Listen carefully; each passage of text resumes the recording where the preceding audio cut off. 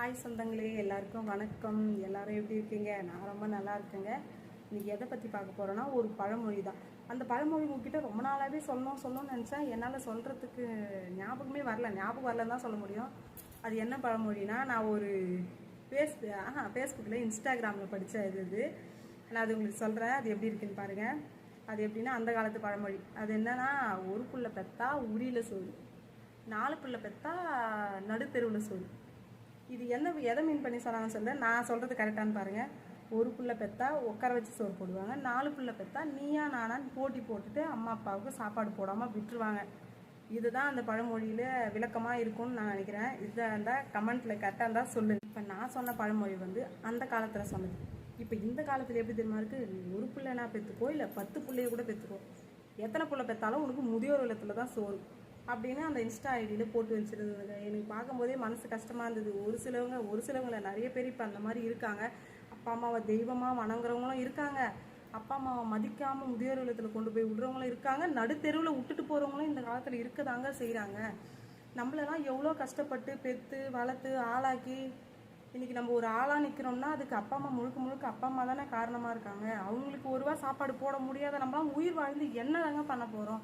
நீ 1000 கோயிலுக்கு போய் 1000 சாமி கும்பிடு, நீ அப்பா அம்மா பார்க்கலன்னா கண்டிப்பாக உங்களுக்கு எந்த சாமியும் எந்த உதவியும் செய்ய போகிறதில்ல. நம்ம கஷ்டப்படுவோம், கண்டிப்பாக கஷ்டப்பட்டே தீருவோம். அதனால என்னென்னா, முடிஞ்ச வரைக்கும் அப்பா அம்மாவை நம்ம நல்லபடியாக பார்த்துக்குவோம். இப்போ நான்லாம் இவ்வளோ இது பாய் வக்கனையாக பேசுகிறேன். நான்லாம் எங்கள் அப்பா அம்மாவுக்கு ஒன்றுமே செய்யலைங்க. என்னை படிக்க வச்சு ஆளாக்கி என்னை கல்யாணம் பண்ணி வச்சாங்க. 18 வயசுலேயே கல்யாணம் பண்ணிட்டாங்க, சின்ன வயசுலேயே பண்ணிட்டாங்க. எனக்கு வேலைக்கு போகிற வாய்ப்பு கிடைக்கல, அப்பா அம்மாவுக்கு ஹெல்ப் பண்ணுற வாய்ப்புமே எதுவுமே எனக்கு கிடைக்கலங்க. நான் இன்ன வரைக்கும் எனக்கு ரொம்ப கஷ்டம்தான். என்ன பண்ணுறது? நான் இன்னொரு வீட்டுக்கு வந்துட்டு என்னால் முடிஞ்ச உதவி சின்ன ஹெல்ப்புங்க எதுவும் பண்ணிட்டு தான் இருக்கேன்.